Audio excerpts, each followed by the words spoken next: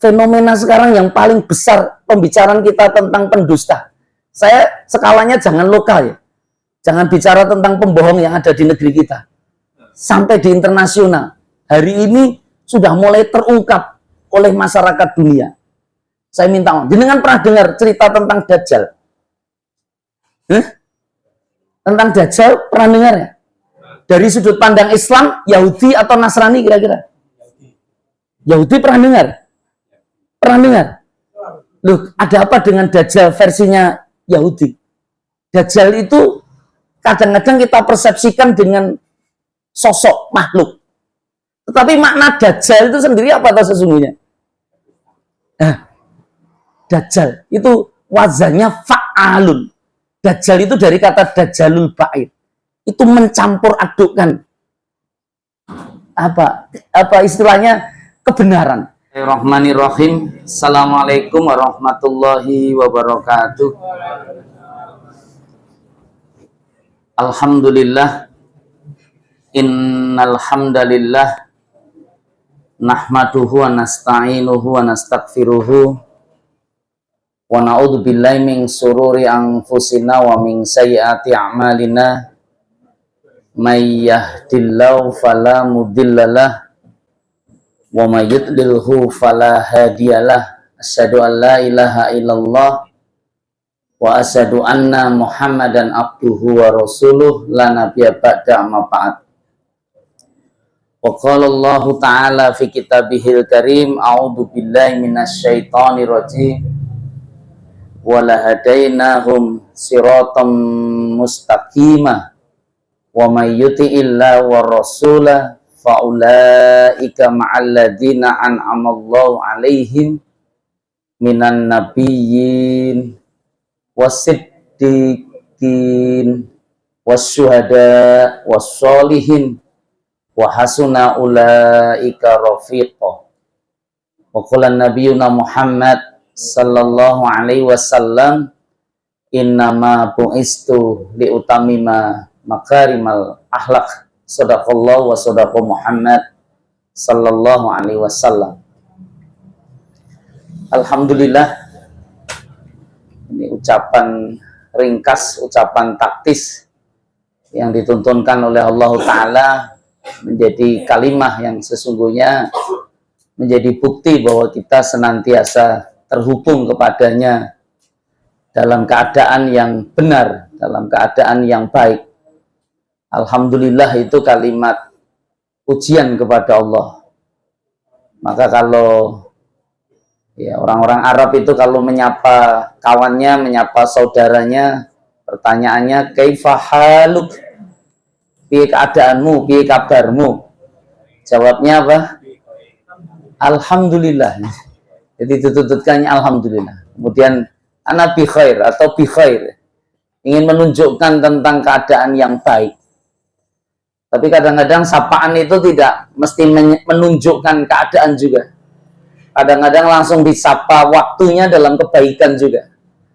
Seperti kalau petang seperti ini, sapaannya masaul khair kadang-kadang. Masaul khair. Tiba-tiba sore yang penuh dengan kebaikan. Kira-kira jawabnya gimana itu? Yang masih di pesantren mungkin ada yang ingat, ada yang wis lali. Kalau disapa dengan kata masaul khair, kita jawabnya gimana? Masaun nur. Nah, kenapa sebutannya nur, Ustaz? Kenapa enggak nar kira-kira? Nah, ini fakta. Sebuah kata yang sesungguhnya sangat mirip, tetapi punya pesan yang sangat berbeda antara nur dan nar. Kalau nar itu ditambah alif lam jadi neraka. Sebuah tempat yang sangat mengerikan dengan akhir yang sangat buruk. Nar itu panas. Panas. Kenapa pesannya panas walaupun sejatinya kan geni. Nah, geni. Sedangkan nur itu cahaya.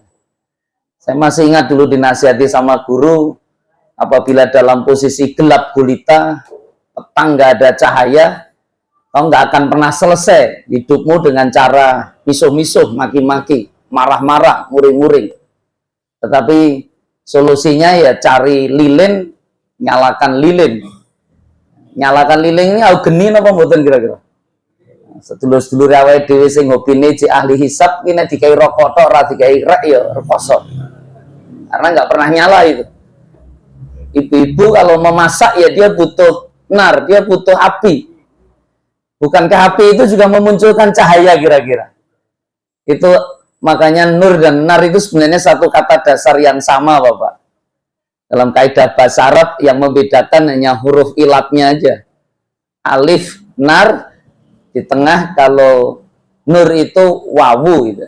Nunnya yang satu di nasab fathah, yang dua di rofa doma. Tapi saya nggak ingin bahas bahasa Arab itu. Yang saya ingin bahas nar itu ya pesannya memang mengerikan memang. Itu membakar, memusnahkan, menghancurkan. Dan hari-hari ini ya muncul kejadian-kejadian seperti itu. Kotaknya ada di depan sholat kita tadi, itu ada kotak funduk Palestina misalnya. Itu di sana kenapa kok tiba-tiba jadi rotok peduli awake dhewe? Karena di sana membara. Ini nek wis rodok rapatek membara kita wis renek-enek itu. Ini masalah yang serius di antara kita ketika memahami proses kehidupan yang tak tuntas. Tetapi ketika orang bicara nur, bicara tentang cahaya, itu pesannya sangat positif. Kenapa Ustadz? Karena yang diambil adalah cahaya. Lawannya nur apa? Zulumat, peteng. Lawannya nur itu gelap. Zulumat itu peteng. Kenapa orang dengan gelap, Ustadz? Gelap itu membuat orang cemas, bikin orang khawatir, bikin orang takut, bikin orang was-was. Tetapi begitu ada cahaya, kira-kira gimana kira-kira? Nah, itulah konsep kenapa kita bicara nur itu sebenarnya ingin menunjukkan tentang konsep kaifahal. Ketika sapaan orang menanyakan keadaanmu, Anda ingin menyebutkan dengan keadaan yang bil khair. Bil khair itu sejatinya bukan sekedar baik dari sisi jasmaniah saja. Karena kadang-kadang kalau ditanya keadaanmu, baikmu apa kira-kira? Kenapa kamu ditanya, bagaimana keadaanmu? Baik Ustadz, baik apa kira-kira? Biasanya jasmaniah. Jasmaniah ini bapak-bapak sing watuk-watuk mungkin rotok rapate apik iki. Artinya dalam posisi yang tidak sehat kan gitu. Orang baik itu biasanya kadang-kadang hanya sisi jasmaniah, wong sehat tok itu. Wong waras tok. Lah nek wong loro kira-kira baik tidak kira-kira? Nah, ini menarik. Kalau orang konsepsi nur itu pertanyaannya sebenarnya bukan sekedar jasmaniah lahiriah saja, tetapi lebih penting, lebih faktual, lebih nyata itu kepada keadaan surur kebahagiaannya. Ini kebahagiaannya. Tapi kita ini kadang-kadang hidupnya dominan materinya.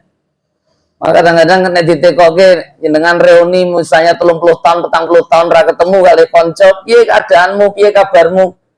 Itu ceritanya yo jasmaniah materi tok. Dia pernah tahu rumahmu, itu Anda akan cerita jenengan itu rumah saya nggak pindah-pindah, itu memang rumah saya sampai sekarang. Dan alhamdulillah sekarang rumah itu lantai 5 nih. Sekarang rumah itu lebih lebar karena kanan kirinya sudah saya beli, depan belakangnya ya sudah milik saya. Ada kolam ikannya dan kolam renangnya. Mampir sana gitu, bisa renang gratis. Oh itu gitu. Kita ingin menunjukkan tentang prestasi kita. Itu betul. Ketika ditanya piye kabarmu, saya minta maaf. Kadang-kadang para pedagang juga akan menceritakan tentang suksesnya, penghasilan yang sudah ia miliki. Dulu dia buka warung di mana, sekarang aku dodolannya orang mung neng kono, ketoke neng kono, neng bayarku itu kan luar negeri kadang-kadang. Nah, omsetku besar sekali. Nah, ini ingin diceritakan. Apalagi yang pegawai-pegawai, yang karyawan-karyawan akan menunjukkan posisinya sekarang jadi manajer, jadi pemimpin dan seterusnya dengan gaji yang berlipat dan meningkat, kan gitu. Yang politikus, aku saya wis dadi penasihat presiden kan. Kadang-kadang hal-hal yang sangat penting itu akan kita ceritakan kepada seseorang tentang apa yang sudah kita dapat dari sisi dohiriyah. Tapi apa hakikatnya yang kita tanyakan sebagai seorang muslim kepada muslim yang lain itu seperti itu? Bukankah kebaikan itu aksus salam? Kamu bisa saling mendoakan tentang keselamatan, kebaikan, dan kesejahteraan. Itu nek ra kepengin bosa basi karena wong Jawa ki kadang kokean bosa basi. Ditekokke yo mang to the point saja kalau bertanya kepada kawan piye kabarmu. Kowe tanya kabar apa? Hidupmu sekarang bahagia tidak kira-kira? Bahagia enggak kira-kira? Alhamdulillah, ini wajah-wajah yang bahagia. Nggak perlu dibahagiakan lagi kira-kira. Kenapa dengan esensi kebahagiaan? Nah ini saya diminta ngasih materi apa Ustadz? Saya ingin bicara tentang kebahagiaan dalam perspektif Al-Quran. Banyak orang konsep kebahagiaan ini hakikatnya perlu kita renungkan dan kita kaji dalam skala keimanan. Kenapa maknanya nur? Al-ilmun nur. Keilmuan itu bagian dari sebuah cahaya yang bisa mengangkat seseorang dalam posisi kebahagiaan dan penuh kebahagiaan. Kalau dalam bahasa Quran, kalimah-kalimah itu sangat kuat itu dengan istilah falah, qad aflahal mu'minun misalnya. Aflaha itu, atau orang-orang bertakwa itu al-muflihun, itu orang-orang yang muflihun. Bahkan panggilan sholat itu tidak hanya hayyalal sholat, tetapi juga hayyalal falah. Falah itu artinya apa tuh? Falah itu artinya apa tuh? Nah, kemenangan. Menang itu apa yang terbayang kepada kita tentang kemenangan kira-kira? Siapa sesungguhnya orang yang menang itu dalam perspektif kita? Dalam kacamata kita. Itu kan orang yang sesungguhnya paham betul tentang hakikat dirinya, hakikat pesan Allah, dan dia bisa mengerti betul tentang nikmat yang didapatkannya, dan dia menjadi hamba Allah yang banyak syukurnya. Makanya kulil hamdulillah, alhamdulillahi ala kulli hal. Lah siapa mereka? Itu yang kita minta di tiap waktu kita berdoa kepadanya. Kalimatnya adalah ihdinas siratal mustaqim. Apa makna daripada siratal mustaqim? Kalau kajian ilmu tafsir untuk bisa memahamkan dan menerangkan ya, tafsir itu kan ayat al-bayan, tafsir fassara yufassiru, tafsiron itu dimaknai memerinci, menjelaskan, nerangno sehingga kabeh do dadi cetha lan jelas. Itu. Lalu coraknya, caranya yang paling masyhur itu para ulama mufassir menyepakati tafsir bil maksur namanya. Maksur itu menggunakan riwayat. Riwayat apa ya? Kalau Quran luwih cetha, luwih kuat nek dijelaske dengan ayat yang lain atau surat yang lain nanti. Kalau itu satu surah, jadi ayat-ayat dalam Quran itu ternyata saling menerangkan seringan. Ini para mufassir akan melakukan itu. Atau yang kedua, kalau tidak ditemukan, nah itu di zaman Rasulullah, kalau kita mengkaji tentang sejarah ilmu tafsir itu ya, mufassir paling awam, mufassir paling utama, yang paling punya otoritas untuk menjelaskan isi Al-Quran siapa kira-kira? Hadis Rasulullah. Apa yang Rasulullah Sallallahu Alaihi Wasallam ingin jelaskan? Lo kenapa dengan Rasulullah Ustaz? Kalau di zaman Rasulullah, orang punya problem, punya masalah, datang kemana kira-kira? Ada Rasulullah. Dan Rasulullah ketika ngasih penjelasan, ngasih penerangan, bersikap bahkan itu, berbuat, itu ya bagian dari Al-Quran sejatinya. Kenapa? Karena Allah menegaskan wa ma yantiqu anil hawa in huwa illa wahyu yuha. Jadi Rasulullah itu posisi sebagai nabi dan rasul menjadi simbol utama untuk memberikan penjelasan, karena nggak ada interpretasi sendiri Rasulullah dengan hawa nafsunya sendiri, tapi betul-betul bagian dari tuntunan Allah Subhanahu wa ta'ala. Jadi ada tuntunannya betul. Dan Rasulullah itu ya yang mengimplementasikan Al-Quran. Aisyah radhiyallahu anha pernah ditanya tentang gimana, Mbok, tolong saya diberitahu tentang sikap, perilaku, tingkah laku baginda Muhammad itu sallallahu alaihi wasallam. Apa kata Aisyah? Karena hulukuhul Quran. Rasulullah itu sungguhnya akhlaknya, perilakunya ya Al-Quran itu. Jadi kepengen delok Quran berjalan ya Rasulullah. Makanya hadis-hadis menjadi sesuatu yang sangat penting untuk kita bisa pahami. Makanya kalau ada orang oh ya ingkarus sunnah itu ya banget jadi. Tapi mudah-mudahan kefahaman kita sama ketika ingin menjelaskan Al-Quran. Taraktu fikum amroini lang tadillu ma tamassaktum bihima kitaballah wa sunnatan nabi. Artinya apa? Ya telah kutinggalkan dua perkara, nggak akan pernah sesat selamanya hidup kita ini.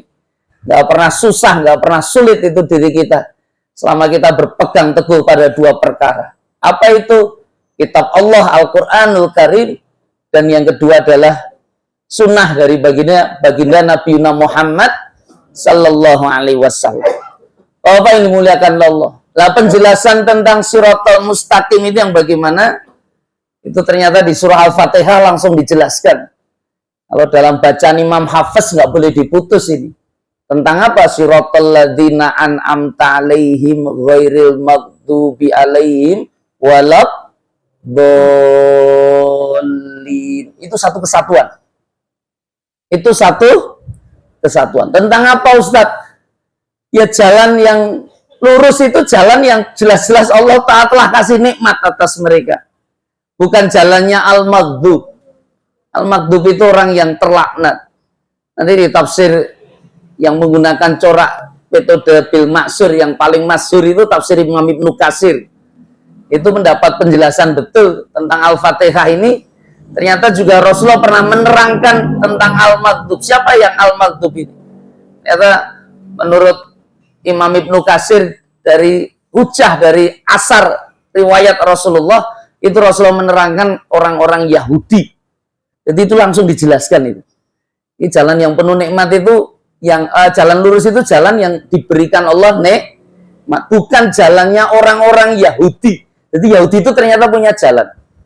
Saya nggak ngerti. Kita ini kadang-kadang bisa jadi memang tidak beragama Yahudi, ini cara pikirnya kaya wong.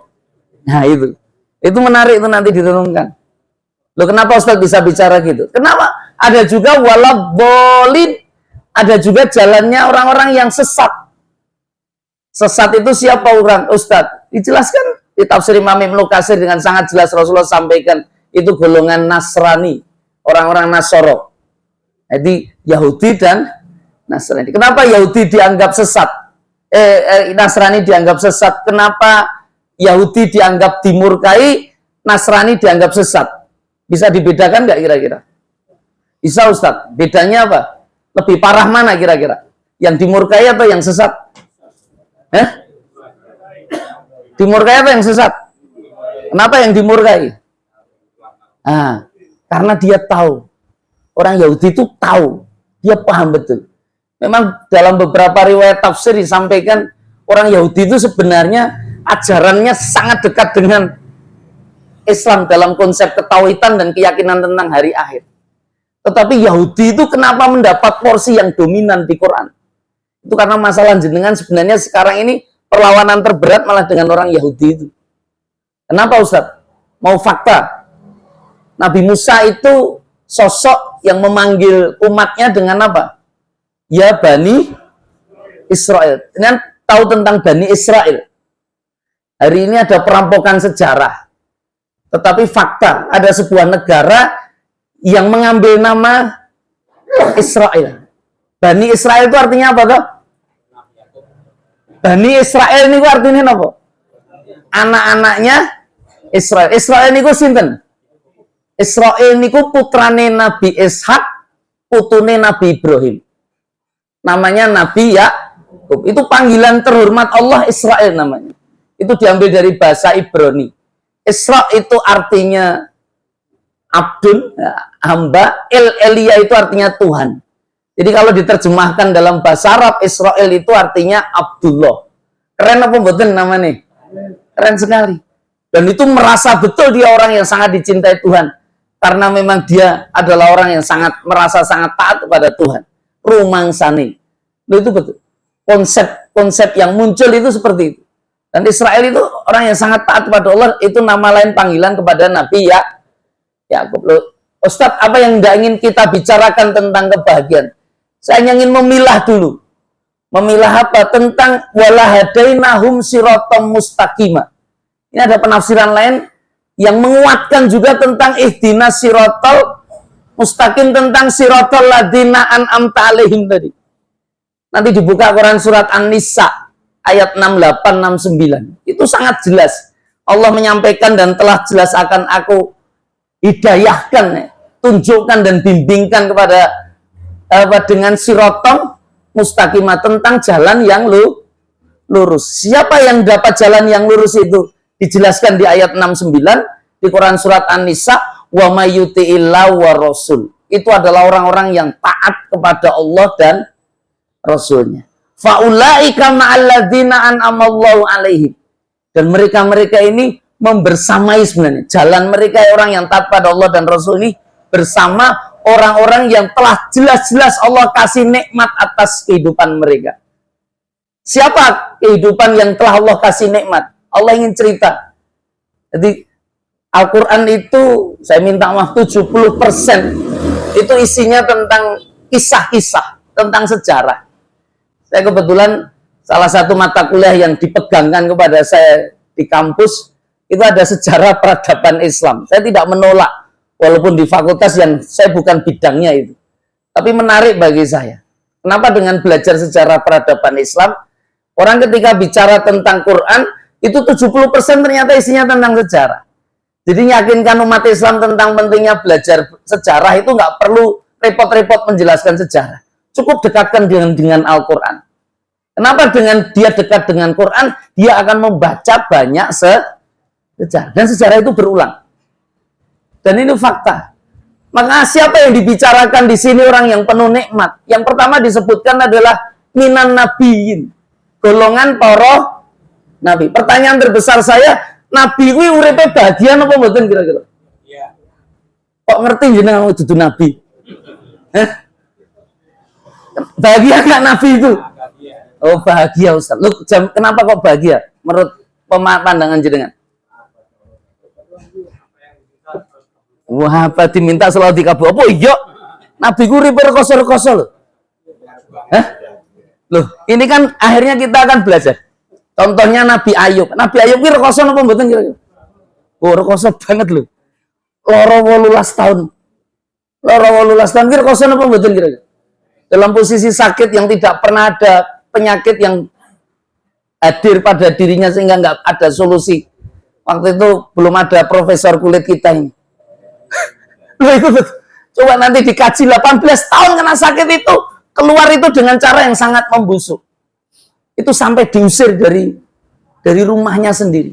Tapi Ayub bersyukur betul karena punya istri yang sangat baik, setia menemani sakit. Saking setianya itu ya merapat betul itu. Bahkan memberikan sesuatu yang di luar ekspektasi Ayub. Kenapa Ustaz? Ayub itu pernah minta membelikan sesuatu kepada sang istri, dibelikan sesuatu yang, loh anggarannya saka ngendi kowe kok nukoke panganan enak, aku seneng. Nih duitmu saka ngendi? Itu sampai pernah ada curiga seperti itu. Itu memperlihatkan bagaimana istrinya itu sayang sekali sama suaminya. Itu sang istri itu tiba-tiba menangis. Ini yang membuat Ayub juga semakin menangis juga. Loh kenapa? Dia melepaskan hijabnya itu dan kaget Ayub. Istrinya itu kan cantik, punya rambut panjang. Itu demi suaminya kepengen nukoke maam enak, suaminya wi gundul didol ning tukang konde untuk beli makanan untuk suaminya. Kira-kira ada istri-istri sekarang seperti itu nggak, Bapak? Jenengan jangan tersenyum, jangan tertawa. Saya tanya sama ibu-ibu, ada Ustaz. Ning ngenteni bojoku lorone kaya Ayub. Loh kok rekoso mentok. Loh itu nanti gitu. Tetapi faktual, saya minta maaf, faktual ketika istrinya sudah dalam proses tidak bahagia. Loh kenapa kok Ayub bisa tahu istrinya tidak bahagia? Kenapa? Karena dia minta sama Ayub, kowe wis lara 18 tahun, mbok yao njaluk ndonga karo Gusti Allah diparingi mari. Wong iki Nabiullah kekasih Gusti Allah. Itu permintaan yang rasional enggak kira-kira? Manusiawi tidak? Tapi tidak di mata Ayub. Loh ini yang berbeda ya. Cara berpikirnya beda, cara berpikirnya lain. Ayub melihat ini berarti istrinya sudah tidak dalam posisi kuat dan sabar. Maka dicerai. Loh, terbayang apa betul? Loh, hujahnya Ayub apa? Aku ki lagi loro 18 tahun. Sehatku, ya, ungkuli 18 tahun. Loh, terbayang jenengan. Loh, kenapa Ayub bersikap tentang sakitnya? Rabbi anni masani adur wa anta arhamur rahimin. Itu doa yang diabadikan dalam Al-Quran. Menjadi bukti betul bahwa Ayub itu bicara tentang sakit dan penderitaan hanya bagian dari konfirmasi penderitaan di hadapan Allah. Tetapi dia tetap memanggil Allah dengan kalimat wa anta arhamur. Nek kowe dikasih menderita kita manggil ya Allah piye kira-kira? Marekno do Gusti ilangno loroku. Nggih napa nggih? Kayak loro seminggu wis wah biyen tolong kadang. Tapi wallah panggilan Ayub itu wa anta arhamur rahimin. Kuwi manggil kalimatnya napa itu artinya? Duh Gusti, jenengan itu arhamur, jenengan itu maha kasih dan memberikan penuh kasih sayang. Jadi cara berpikir Ayub ini lorone bagian dari kasih sayang. Oh, betul napa mboten kira-kira? Betul. Ayub ini rasa populer saiki nek karena loro. Jadi loro itu jadi kemuliaan juga atas orang-orang beriman. Maka ketika saya ingin konfirmasi para nabi itu uripe bahagia napa mboten? Bahagia, Allah bahagia. Karena pemahaman yang nyata terhadap Allah. Saya meminjam istilahnya Gus Baha. Gus Baha itu menarik ketika dia menguraikan tentang konsep ayat. Nabi itu bahagia karena dia sudah pada puncak keimanan. Loh kenapa? Puncak keimanan itu bukan hamba percaya pada Allah saja. Percaya kepada para malaikat saja.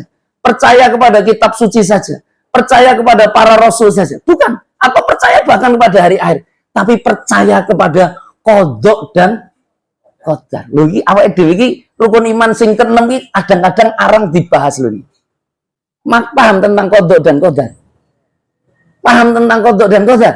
Qadha niku napa? Itu ketentuan. Qadar niku napa kira-kira? Niku takdir, keputusane Gusti. Kowe iki nek percaya karo kuwi dadi ikhlas napa mboten tentang kehidupan kira-kira? Pasti ikhlas. Nek wong ikhlas kuwi bahagia napa mboten? Iki oke sing bahagia kita urung sampai pada level ikhlas. Itu. Makanya mari sama-sama kita kaji terus tentang kehendak Tuhan. Kita baca terus dalam doa-doa kita agar pikiran-pikiran kita tidak pernah buruk di hadapan Allah Subhanahu wa taala. Yang pertama apa tadi? Minan nabi. Yang kedua siapa Ustaz? As-Siddiqin. As-Siddiqin. Siddiqin itu sinten kira-kira? Abu Bakar. Itu julukannya As-Siddiq betul. As-Siddiqin itu orang paling baik. Sedikit artinya apa itu? Lawannya apa itu As-Siddiqin itu? Al-Kadhibin. Itu betul. Pembohong, pendusta. Fenomena sekarang yang paling besar pembicaraan kita tentang pendusta. Saya skalanya jangan lokal ya.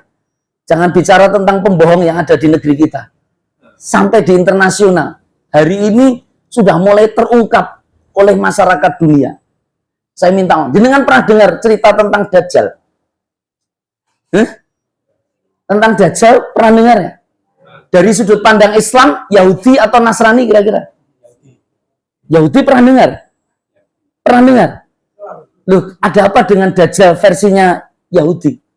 Dajjal itu kadang-kadang kita persepsikan dengan sosok makhluk. Tetapi makna Dajjal itu sendiri apa tahu sesungguhnya?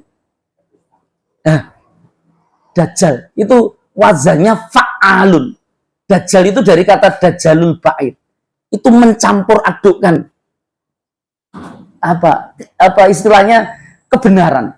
Jadi Dajjal wi sang pembikin hoax, tukang ngapusi pendusta. Wi jenenge Dajjal. Jadi nek ono bener didadekke salah, sing salah didadekke bener wi Dajjal. Saya minta maaf. Dan kehancuran Dajjal itu sudah diabang mata. Kenapa? Kira-kira kalau ada program namanya Zionis, Israel itu bikin sebuah berita yang ini sampai jam berapa ini? Jam 7 kurang 10 ya? Jam 7 kurang 10 berarti kurang berapa menit lagi? 13. Saya ingin ceritakan tentang Dajjal. Dajjal itu pendusta, pembohong. Loh, itu betul. Itu kalau sudah hari ini sudah mulai tersingkap itu. Hanya pemerintah-pemerintah, kuasa-kuasa Israel, Amerika, dan para pendukungnya sudah nggak pernah bisa menutup lagi kebenaran. Karena rakyat-rakyatnya sudah mulai demo. Dan idza ja'a nasrullahi wal fath wa ra'aitan nasa yadkhuluna fi dinillahi afwaja, itu Anda sudah mulai lihat itu. Banyak orang yang malah bahkan masuk Islam lihat peristiwa sebenarnya yang ada di lahan Palestina itu. Kok bisa itu Ustaz? Loh, ini menarik. Ini menarik. Karena saya ingin bicara tentang kebahagiaan sebenarnya dalam kehidupan. Maksud saya, lebih bahagia mana? Orang jujur atau pendusta kira-kira? Tenane. Loh, orang jujur itu bahagianya di mana kira-kira? Katanya jujur hancur gitu. Hah? Hatinya tenang. Hatinya tenang. Loh, ini saya serius bicara tentang ketenangan dan kejujuran. Tapi hari-hari ini kita sebenarnya sudah banyak tidak begitu peduli dengan kejujuran dan kedustaan. Karena orang berpikir dalam kehidupannya itu ya tidak mementingkan itu. Loh, dari mana Ustaz tahu? Saya itu pernah diundang di pengurus wilayah pelajar Islam Indonesia tingkat Jawa Tengah. Itu ngadakan event pada waktu itu di Solo. Tempatnya di SMP Batik itu. 150 pelajar diundang. Se-Jawa Tengah. Itu minimal kelas 3 SMP, maksimal kelas 3 SMA. Saya diminta ngisi dari sebuah acara 3 hari event mereka, macam-macam itu. Ono lomba pidato, baca puisi, sampai olahraga futsal, basket, dan lain sebagainya. Saya diminta ngisi 3 jam. Panitia meminta saya, Ustadz, kayak ono isi ini tentang kejujuran. Kira-kira nek arep ngei materi anak-anak sekolah tentang kejujuran apa sing arep diajarke kira-kira? Urusan belajar apa kira-kira? Urusan ujian kira-kira apa kira-kira? Sederhana ya. Kita bicara nyontek ya. Jenengan sepakat nggak nek nyontek itu tidak jujur? Kok kita ragu-ragu? Loh, itu saya tanya di hadapan 150 anak itu, macam-macam latar belakang mereka. Ada di antara kalian yang sejak kelas 1 SD sampai kelas 3 SMP, 1 SMA, 2 SMA, 3 SMA yang belum pernah nyontek, coba angkat tangan. Ono ora kira-kira teng mriki? Oke, saya renek lagi. Itu wallah, saya bersumpah atas nama Allah, dari 150 itu ternyata 1 itu angkat tangan. Dan itu memberikan pelajaran besar dalam kehidupan saya. Kenapa dia angkat tangan? Saya panggil ke depan. Saya tanya beliau, dari mana Mas? Kontingen Banyumas, asli Pemalang. Itu betul, anak kelas 1 SMA. Saya tanya, dengan sekolahnya di mana? Setelah saya tanya namanya, pondok pesantren. Lainnya, walah, member pondok pesantren. Saya orang pondok pesantren, saya tanya sama dia, apa konco-koncomu ya rato do nyontek? Ini nyontek Ustaz. Tuh, ternyata di pondok pesantren itu ya do nyontek. Lah, kowe kok iso orang nyontek sampai mulai kelas 1 sampai kelas 1. Kenapa? Dia itu memberikan sesuatu besar untuk kita. Apa yang dia sampaikan? Orang tua saya itu sangat mementingkan kejujuran. Jadi dimanapun nasihatnya, mau masuk pondok, mau masuk sekolah, aku kira terima nek kowe iki dadi wong ra jujur. Karena wong ra jujur kuwi wong ra bahagia. Loh, maksudnya Bapak Ibu apa? Kowe iki nek ulangan, nek ujian ojo pisan-pisan ora jujur karo gurumu. Jadi nek ulangan nyontek apa dikon karo gurune kira-kira. Itu. Jadi dia tidak nyontek itu karena birul. Sebaliknya 149 tak tekoi ngopo kok nyontek, ternyata yuk identik. Aku yuk kepengen nyeneng kayak wong tuaku, Ustaz. Lho kok iso? Wong tuaku ki nek bijiku elek, sedih, nesu. Lho rekoso napa mboten? Nek bijiku apik, seneng napa mboten? Nah, wong tuaku ora tau tekok. Aku ki apike mergo nyontek apa ora? Aku jujur ya dionek-onekke kan rekasake to. Nggih napa nggih? Karena orang tua masa sekarang sing digoleki ora prosese ning ada di hadapan kita orang tua seperti itu. Banyak. Makanya kita kadang nggak pernah menghargai kejujuran. Kowe kampanye dadi caleg kuwi sing penting opone to? Terpilihnya apa ya hanya ger caleg itu. Kadang-kadang dengan jujur tidak jujur masalah apa kira-kira? Oh, masalah itu. Bagi kita umat Islam sangat bermasalah. Tetapi bagi sementara orang ngopo kok pihak neng kono, wah neng kono jelas aman, jelas dimenangke wong sing nguasai KPU mereka dan seterusnya. Loh faktual. Ustadz neng dukung sing menang, neng dukung sing kalah rekoso jenengan. Loh, itu sampai gitu kadang-kadang. Itu faktual. Orang tidak pernah melihat proses. Orang lihatnya kepinginnya itu nomor loro. Nomor telune napa Ustadz? As-suhada. Suhada kuwi bahagia napa mboten kira-kira? Iya. Hah? Bahagiannya neng di. Loh, ini saya serius. Hari-hari ini Anda dipertunjukkan. Makanya ada proses status yang sangat menarik. Itu betul. Dari Syekh Buti itu mengatakan, itu sudah sangat banyak syuhada yang dipersembahkan di bumi Palestina. Semakin banyak itu semakin mudah untuk memenangkan pertempuran. Oh, itu gitu. Syekh Buti itu mengatakan itu. Tapi dengan cucuran air mata ketika melihat korban itu sudah 10.000 orang. Melihat 4.000 anak-anak meninggal, 3.000 wanita meninggal dan seterusnya. Lalu urusannya apa Ustadz dengan syuhada itu? Saya minta maaf. Hari-hari ini terjadi. Dunia bisa memotret betul tentang apa yang terjadi antara pasukan Israel dan saudara-saudara kita di Gaza. Tentang apa Ustadz? Tanggal 7 Oktober 1 bulan yang lalu, begitu diserang seperti itu. Berapa korban Israel kira-kira? Banyak. 300. Mereka kaget. Super kaget. Tentara-tentara mereka banyak tertawan. Bahkan ada yang jenderal berbintang. Itu betul. Bahkan 1600 itu ada yang kena luka dan lain sebagainya. Apa yang terjadi? Itu bandara-bandara pesawat penuh dengan orang. Kenapa mereka cari tiket, kabur? Lo kabur ngopo kira-kira? Wedi ngopo kira-kira? Wedi mati. Orang Yahudi itu percaya betul ning akhirat, ning nek ditantang mati wedi.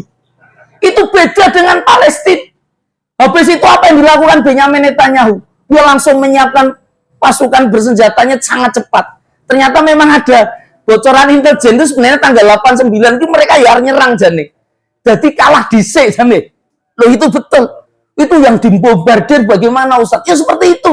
Anda bisa saksikan korbannya nggak kenal usia. Siapa saja bisa kena. Tiba-tiba ada 38 detik saya dapat viral. Saya jadikan status di Instagram saya. Ada seorang wanita ibu-ibu keluar dari rumah sakit. Masih pakai baju putih ini. Ada bulan sabitnya. Teriak-teriak manggil putrinya. Anakku, anakku. Alhamdulillah. Rasa syukur besar kepada Allah Subhanahu wa Ta'ala. Betul. Bagian kenikmatan dia teriak-teriak ingin sampaikan kepada putrinya. Begitu ketemu dipeluk dan dikatakan apa? Bapakmu yang notabene suami beliau ini. Apa? Syahid. Syahid niku nopo kira-kira? Syahid niku nopo kira-kira? Mati juga kan itu? Itu sama-sama mati kok beda. Jenengan kira-kira nek arep mati wedi napa seneng kira-kira? Jangan-jangan ya kayak orang Yahudi ini kok. Serius saya tanya itu. Loh, bedanya apa Ustaz? Loh itu betul itu. Itu lahan yang penuh kebahagiaan orang urusan syahid. Kenapa syahid penuh bahagia? Urusan akhirat jenengan jaminannya luar biasa. Itu perkara besok ning akhirat walaupun kula dereng ngalami lho. Kira-kira sing paling abot napa kira-kira? Di mizannya Allah kan? Ya apa ya kira-kira? Dihisab sama Allah kan? Kita ini awal-awal dhewe ngene iki nek dihisab antara baik karo buruk abot ndi kira-kira? Nah, kok rekoso-rekoso kabeh gitu. Kita kan sangat mengharapkan ampunannya. Tapi betul, orang mati syahid itu dihisab sama Allah tidak? Bagian dari 70.000 orang yang dijamin langsung masuk surga. Dan tidak hanya itu, punya kans untuk memberi syafaat kepada 70 orang keluarganya. Bahagia enggak kira-kira? Loh itu betul. Makanya anak-anak kecil di sana, perempuan-perempuan itu, ada yang sempat viral juga, bopong anak adiknya yang usia 2 tahun dalam kain. Kalian main apa? Kalian main apa? Sambil disoting. Kami main sahid-sahidan. Sahid itu sudah jadi bahasan mereka. Tangan-tangan mereka ditulis. Begitu tahu peristiwa-peristiwa. Ditulis apa kira-kira? Nama-nama mereka. Kakinya ada. Loh kenapa kira-kira? Ditanya kenapa ditulis itu? Nah, biar nanti ketika sahid, orang tua saya segera mengenali. Ada kebanggaan di situ. Ada kesenangan di sana. Loh itu faktual. Makanya Ustaz Adidaya juga punya cerita. Dan ini fakta. Saya langsung dengar dari tim kemanusiaan yang pernah sampai di Palestina itu. Ketika bermain dengan anak-anak di Palestina sana. Ketika ditanya, sopo sing kepengin dadi presiden? Rene sing angkat tangan. Nek neng Indonesia wakil presiden itu udah rebutan kadang-kadang. Sampai piye carane dadi kan piye? Lah kok ya? Lho ki rene, yang tertarik rene itu orang Palestina yang tertarik dadi presiden. Ditekoki neh sopo sing kepengin dadi dokter. Itu ada perempuan, anak perempuan malu-malu katanya angkat tangan. Yang kepengen jadi pemain bal, anak laki-laki beberapa angkat tangan. Loh, dia heran. Kalian ini cita-citanya apa? Begitu ditanya kalian cita-citanya apa? Itu anak-anak kecil itu serentak bapak-bapak. Itu maka pendidikan yang hari ini hadir dalam sebuah kekuatan besar ya generasi ini. Ketika ditanya cita-citanya apa? Tiba-tiba mereka berdiri dari tempat duduk mereka. Mengucapkan kalimat Allahu Akbar. Kami cita-citanya syahid fisabilillah. Berkah napa mboten kira-kira?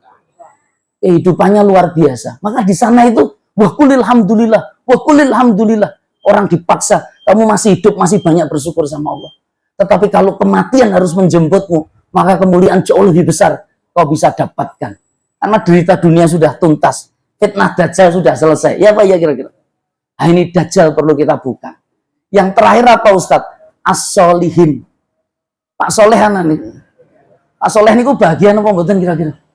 Soleh niku napa kira-kira? Apa makna dari soleh? Soleh, orang yang berbuat baik. Ada puisi sederhana dari Khairil Anwar. Hidup sekali, titik-titik lalu mati. Titik-titik itu satu kata. Kira-kira nek urip pisan terus mati. Itu nek mengikuti tafsirnya Buya Hamka. Saya minta maaf. Wong nek ger urip kan urusane mangan karo ngombe. Piye napa nggih? nek mangan karo ngombe kira-kira babi-babi hutan kuwi do mangan karo ngombe apa ora kira-kira? Nek babi hutan mati, dia sudah menuntaskan kehidupannya dalam kebaikan, kemuliaan. Nek menungso urusannya abot apa ora nek mati berarti. Jadi abot. Makanya hidup kita tidak sekedar itu. Hidup kita juga tidak sekedar ngoyak ndonyo, popularitas, kemewahan, kemegahan.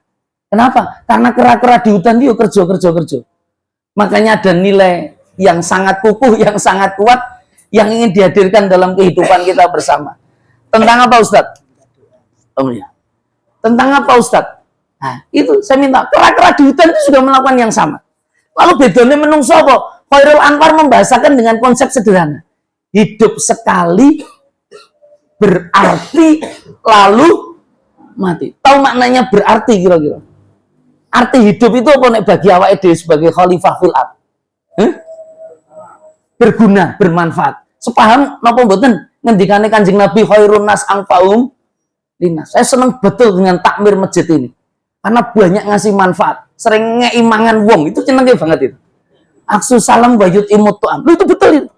Ngasih mangan itu seneng kayak. Nek bisa tidak hanya Senin Kemis Bapak. Setiap hari kayak ono terus itu. Meriah nama bener gitu.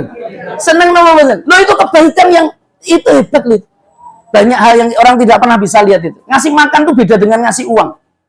Ngasih uang itu malah bisa menghasilkan konflik di rumah tangga orang. Wong iki dikedet 1.000 malah mulai dadi mendem ono napa mboten kira-kira.